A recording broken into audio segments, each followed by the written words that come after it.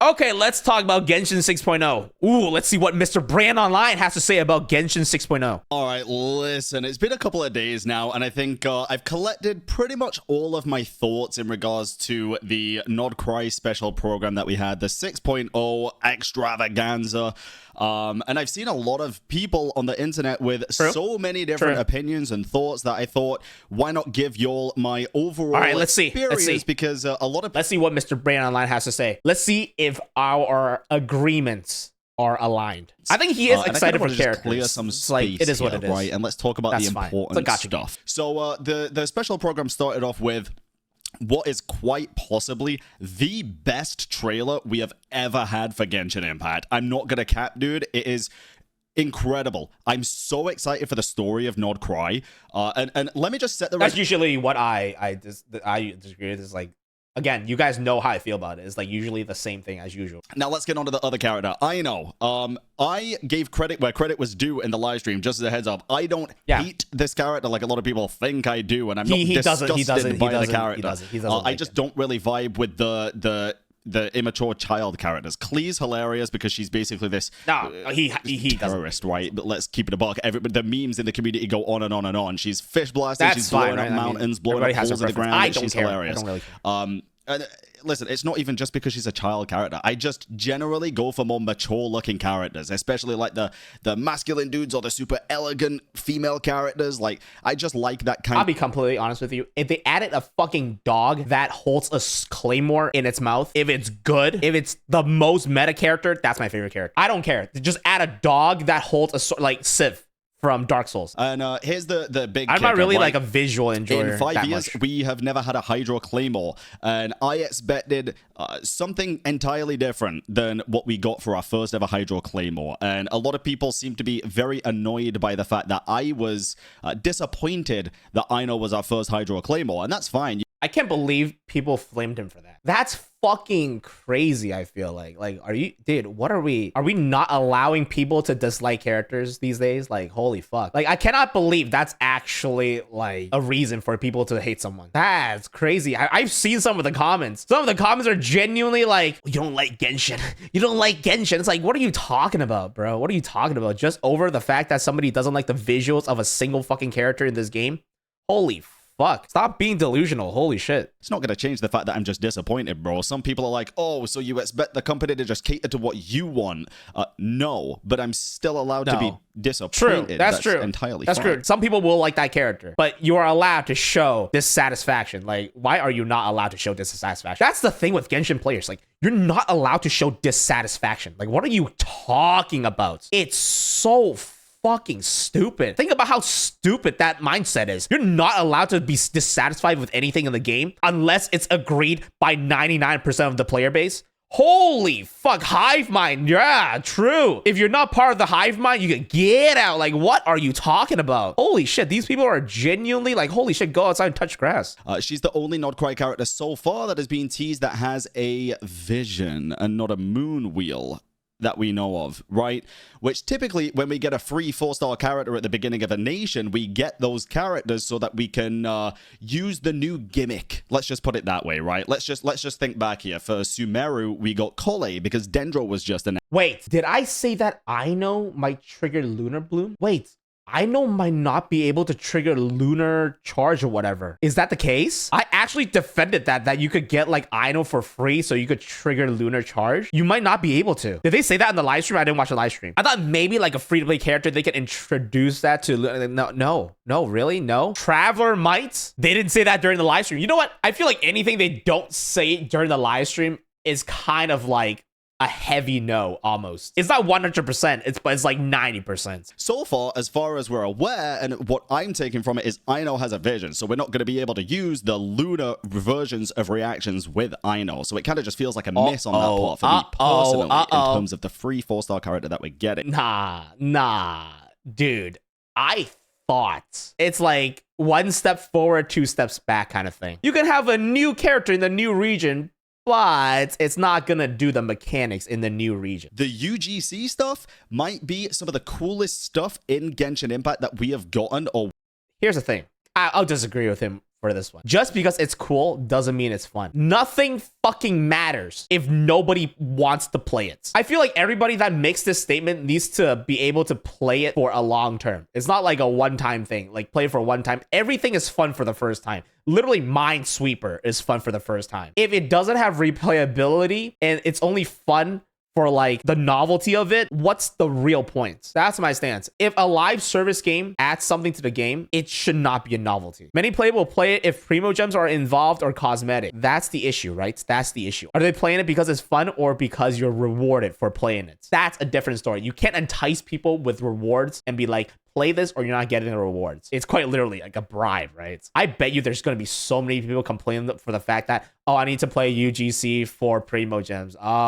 Just because it's new, just because it looks cool, doesn't mean it's fun. A lot of things look cool, right? Until you discover that it's not actually fun, if that makes sense. I've said this before, I think I'll end up playing the UGC more than original Genshin Impact. Dead ass. Bold statement. I've said this time and time again. Hoyoverse do add good quality of life. However, it's not good if ultimately the result's not good. You can't be like, they added it, but this is bad. No.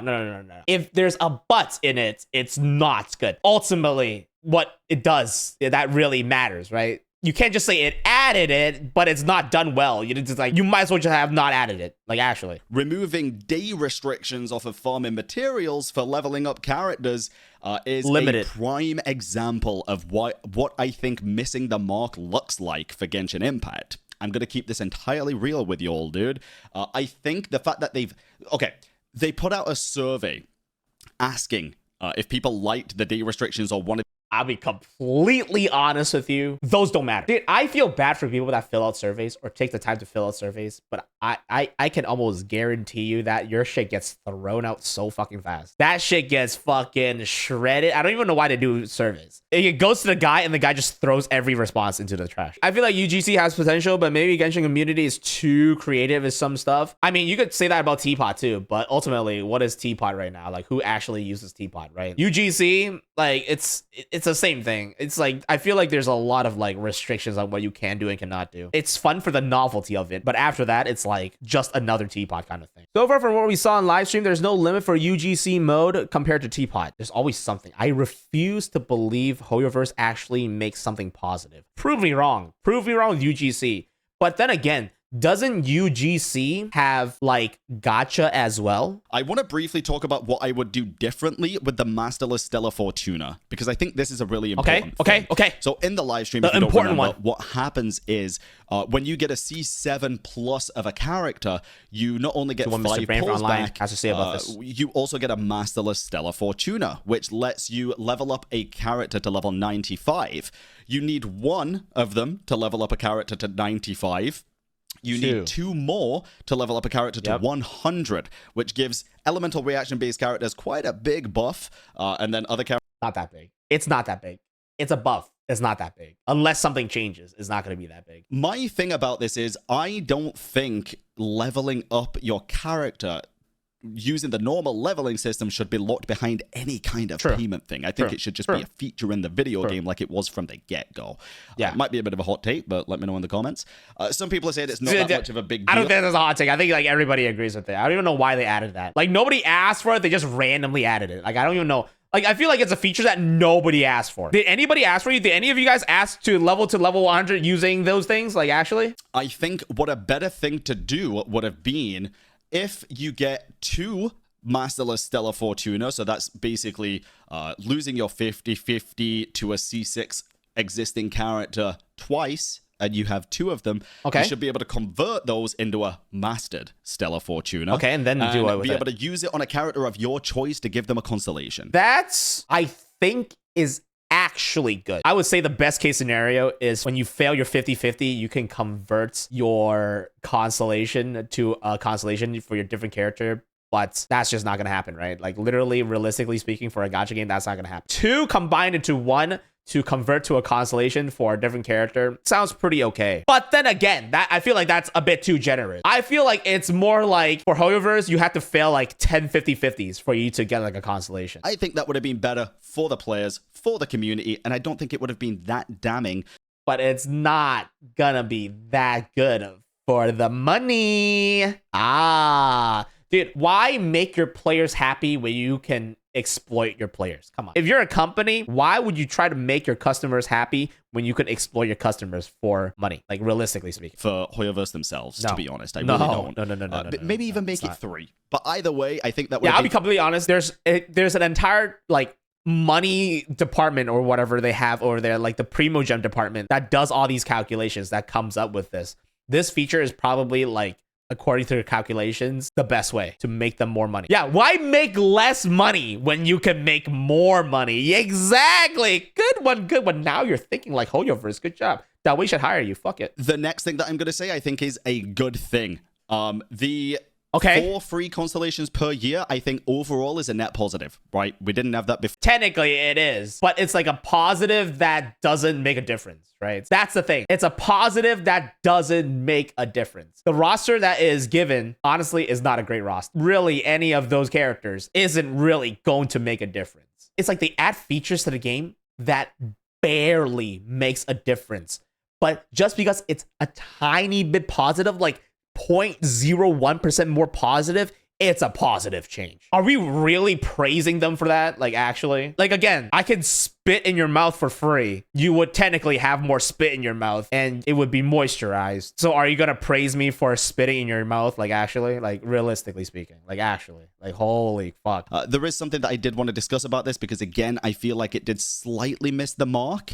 And I feel like... So these are the characters that you can use these Master Lists of Fortuna on. And there's certain characters off this list that are just missed, like, you know, Kazuha and stuff, and the Archons. I wonder why some of the characters are not on this list. It's almost as if they only pick the characters that are irrelevant compared to the new characters and put it on the list so that the constellations don't even matter that much. Personally, maybe y'all can enlighten me here. I don't know why we're limiting characters in general anyway for these. I wonder why. I wonder why a gacha game company would not give you some of the best characters for free. That's $1 billion question now, is it? That's $1 billion question. I wonder why Hoyoverse will not give you characters that actually matter. God, I wish I knew. I wish I was in Dawei's mind and I knew that. You can actually only use those once per character. So you can't get like C4 Sino.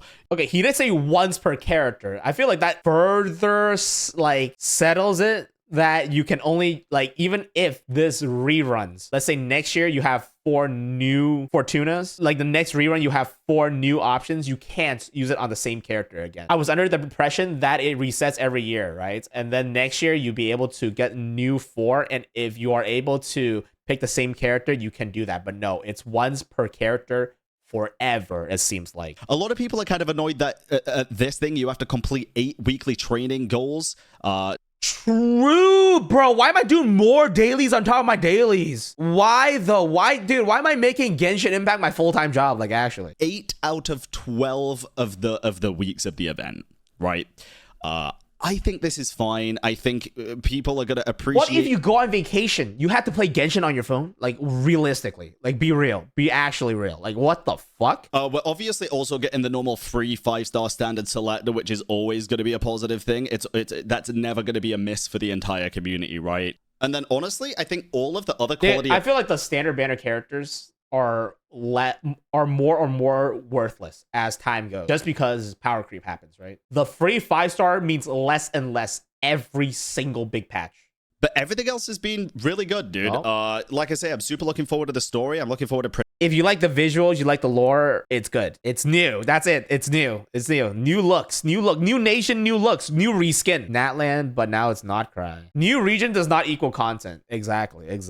Some people were kind of slating me for reacting the way that I did to Aino, and it's like, you can have... That's not even that big. Who the fuck is flaming him for that? Dude, ban the guy. Whatever. Fuck that guy. I feel like out of everyone, Bran is more or less like he didn't have to repeat the fact that he's excited for Notcry like 8 times, right? He's actually genuine about the things that he genuinely likes. Might not be the things I genuinely like, because honestly, to me, I played a lot of games, so it's like a lot of these things that Genshin Impact should have in an open world RPG does not have. You don't like 2D girls. Well, technically, if you really think about it, the game is in 3D. At the same time, I don't really care about the visuals or the lore. I care about, you know, the gameplay. And when the gameplay doesn't update, in a video game, you can see why I'm upset. I feel like the big thing with like the Genshin community and like the Wuthering Waves community is that if you don't like all of the game, then you are a piece of shit. If you don't like you have to like all of the game. And if you like a certain part of the game and not the others, you're a shill because you like certain parts of the game. You're a Hoyo shill if you like Genshin Impact even a little bit, and you are a Kurobot